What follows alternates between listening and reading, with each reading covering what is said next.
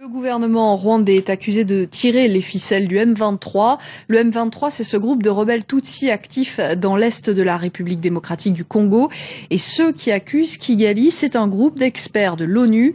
Le contenu de leur rapport a été rendu public par l'agence de presse Reuters. Explication de notre correspondant au siège des Nations Unies. La principale accusation de ce rapport, c'est de dire que le M23 n'est pas seulement soutenu par le Rwanda, mais que, en réalité, c'est le ministre de la Défense. Ce serait le ministre de la Défense rwandais lui-même, James Kabarebe, qui serait à la tête de ce que ce rapport appelle la chaîne de commande de facto du M23. Ce sont des accusations évidemment très très graves. C'est une étape de plus par rapport aux accusations qui avaient été portées par le même groupe d'experts au printemps dernier. On parle aussi dans ce rapport d'un soutien apporté par l'Ouganda, soutien matériel, soutien en renfort de troupes, mais c'est évidemment ces nouvelles accusations contre le Rwanda qui font le plus parler, le plus scandale. Il faut souligner que ce rapport, pour l'instant, n'a pas été publié. Ce sont des fuites, notamment par l'agence Reuters, que ici aux Nations Unies, on se refuse à confirmer l'existence de ce rapport. Mais je peux vous dire de sources diplomatiques que ce rapport et sa teneur rendue compte par Reuters sont bien ceux-là, sont bien effectivement cette mise en accusation du Rwanda et de l'Ouganda. C'est à nouveau une réaction extrêmement vive, notamment de la ministre des Affaires étrangères rwandaine, Louise Mushikiwabo, qui est ici à New York ces jours-ci et qui a dit par communiqué de presse à quel point elle était scandalisée par ces accusations des Nations Unies. Elle a fait part de son intention de poursuivre devant la justice nationale ici aux États-Unis ou devant la justice internationale, eh bien les autorités onusiennes pour diffamation notamment. Donc on n'est qu'au début sans doute de ce qui sera une escalade dans les relations entre le Rwanda et les Nations Unies. C'est un focus un peu particulier ce soir puisque France 24 vous propose un témoignage exclusif, celui d'un des accusés au procès Chebeya, Floribert Chebeya, ce militant des droits de l'homme en République démocratique du Congo, assassiné il y a un peu plus de 2 ans. Cette affaire a contribué à ternir l'image du régime congolais, au point d'être l'un des sujets de crispation lors de la visite de François Hollande au sommet de la francophonie le week-end dernier à Kinshasa. 5 policiers ont été condamnés pour ce meurtre, 3 sont toujours en fuite. Parmi eux, Paul Mwilambwe, qui accuse aujourd'hui le chef de l'État, Joseph Kabila, d'avoir recommandité l'assassinat au chef de la police de l'époque, le général John Numbi. Paul Mwilambwe, qui depuis son lieu d'exil s'est livré à nos journalistes Stéphanie Braquet et Duncan Woodside à visage couvert. Il a fui son pays il y a plus d'1 an. Depuis, Paul Mwilambwe se cache et craint pour sa vie.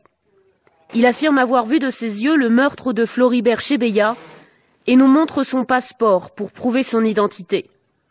Il a accepté de nous recevoir pour rendre public son témoignage. Paul Mwilambwe, bonjour. Bonjour. Vous étiez chargé de la sécurité à l'inspection générale de la police nationale le 1er juin 2010, le jour où Floribert Chebeya a été assassiné. Qu'est-ce que vous avez vu ce jour-là? J'avais vu une section des éléments de la police sous commandement du major Christian Goï, qui est des commandants bataillon Simba étouffé Chebeya. D'abord, on l'a cagoulé et on a commencé à les scotcher. C'est ce que j'avais vu dans mon caméra de surveillance.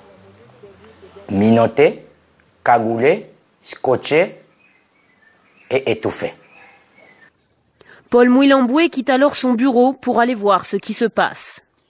Je n'avais pas trouvé Chebeya à la réception. On l'a amené directement au hangar, là où le général est en train et a l'habitude de parquer le véhicule. Lorsque je me suis rendu, j'ai appelé Major Christian. Je lui ai posé la question de savoir, monsieur, vous m'avez dit que la personne en question doit être reçue par le général John Numbi. Maintenant, je vois vos éléments en train de l'étouffer. Et qu'est-ce qui se passe? Il m'a dit, monsieur, fermez ta bouche. C'est un ordre qui vient de la hiérarchie. J'ai reçu l'ordre du président de la République par canal du général Numbi. Et lorsque je parle avec le major Christian, les policiers sont en train déjà de continuer à étouffer Chebeya. Le général Numbi, c'est le chef de la police à l'époque. Le cadavre de Floribert Chebeya est retrouvé 2 jours plus tard, tandis que celui de son chauffeur, Fidel Bazana, aurait été enterré dans une fosse commune au sud-ouest de Kinshasa. 10 jours après les faits, Paul Mwilambwe se fait enlever. Là, lorsqu'on m'a arrêté, on m'a cagoulé. comme on a fait Tchébé, on m'a cagoulé et on m'a amené dans une destination inconnue. On commence à me traiter, toi tu es très, tu voudrais trahir le général Enumbi, on a dit beaucoup de choses. Quelques jours après, il parvient à s'échapper et se cache à Kinshasa. En avril 2011, il décide de se rendre à la justice, mais affirme qu'il se fait à nouveau arrêter et transférer à Lubumbashi. Il réussit à s'enfuir, puis à quitter le pays.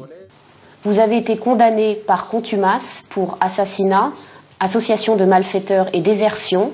Pourquoi décidez-vous de témoigner et pourquoi aujourd'hui? On m'a condamné illégalement. C'est une condamnation illégale. J'étais devant la justice. Mais la justice devait me livrer. Mais la justice n'avait pas préféré me livrer. La justice a préféré me faire disparaître. Donc ma condamnation est illégale. C'est ainsi que je lance un appel que la communauté internationale me sécurise et sécurise aussi ma famille. Parce que je suis témoin gênant dans l'affaire Tchébé. C'est-à-dire quoi? Je suis témoin gênant pour les pouvoirs de Kinshasa et pour le président de la République. Et pour même le général Enung. À ce moment-là, il n'y a pas moyen de retourner au pays. La haute cour militaire va statuer prochainement sur la comparution du général Numbi. Si ce témoignage était confirmé par une enquête sur le terrain, il pourrait relancer toute l'affaire. Et le gouvernement congolais, lui, n'a pas tardé à réagir. Je vous propose d'entendre son porte-parole, Lambert Mende. Nous contestons et déplorons cette façon d'utiliser un témoignage très peu crédible, du reste, pour détruire la crédibilité, l'honorabilité d'un chef d'État et des institutions d'un pays. Il faut vraiment avoir un os à peler avec Joseph Kabila pour voir dans les propos de Milambwe quoi que ce soit qui puisse impliquer le président. Et dans le fond, on ne voit pas très bien lorsqu'on écoute ce Milambwe, puisqu'on nous dit que c'est un bègue, mais celui que nous avons entendu parle très parfaitement, donc il y a un problème d'identification. Le fait de présenter un passeport, ma foi, ce n'est pas cela qui identifie un criminel ou un témoin. Il faut que devant les juges, ce monsieur soit clairement identifié, mais là c'est un autre problème. Est-ce que c'est cette atmosphère glaciale entre le président de la République française et le président Joseph Kabila pendant la francophonie? Le M23, c'est ce groupe de rebelles Tutsis actifs dans l'est de la République démocratique du Congo. Et ceux qui accusent Kigali, c'est un groupe d'experts de l'ONU. Le contenu de leur rapport a été rendu public par l'agence de presse Reuters. Explication de notre correspondant au siège des Nations Unies. La principale accusation de ce rapport, c'est de dire que le M23 n'est pas seulement soutenu par le Rwanda, mais que, en réalité, c'est le ministre de la Défense. Ce serait le ministre de la Défense rwandais lui-même, James Kabarebe, qui serait à la tête de ce que ce rapport appelle la chaîne de commande de facto du M23. Ce sont des accusations évidemment très très graves. C'est une étape de plus par rapport aux accusations qui avaient été portées par le même groupe d'experts au printemps dernier. On parle aussi dans ce rapport d'un soutien apporté par l'Ouganda, soutien matériel, soutien en renfort de troupes, mais c'est évidemment ces nouvelles accusations contre le Rwanda qui font le plus parler, le plus scandale. Il faut souligner que ce rapport, pour l'instant, n'a pas été publié. Ce sont des fuites, notamment par l'agence Reuters, que ici aux Nations Unies, on se refuse à confirmer l'existence de ce rapport. Mais je peux vous dire de sources diplomatiques que ce rapport et sa teneur rendue compte par Reuters sont bien ceux-là, sont bien effectivement cette mise en accusation du Rwanda et de l'Ouganda. C'est amusant. Des rebelles du mouvement M23 filmés en juillet dernier dans l'est de la RDC.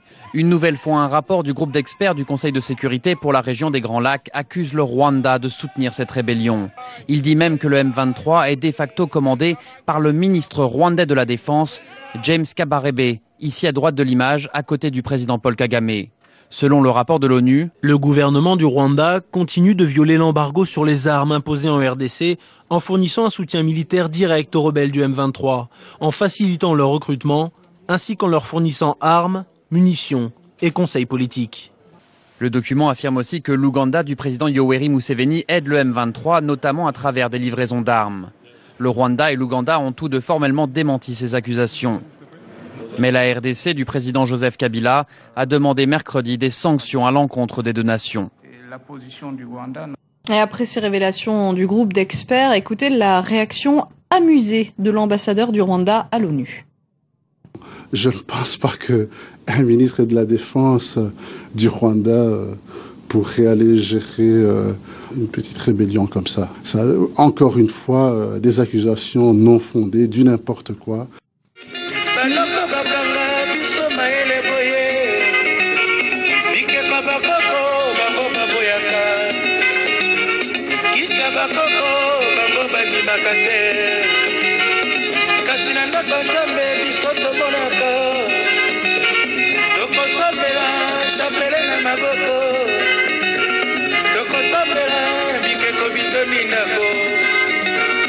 Kasi bikeko yango semindele, pona nini Nzambe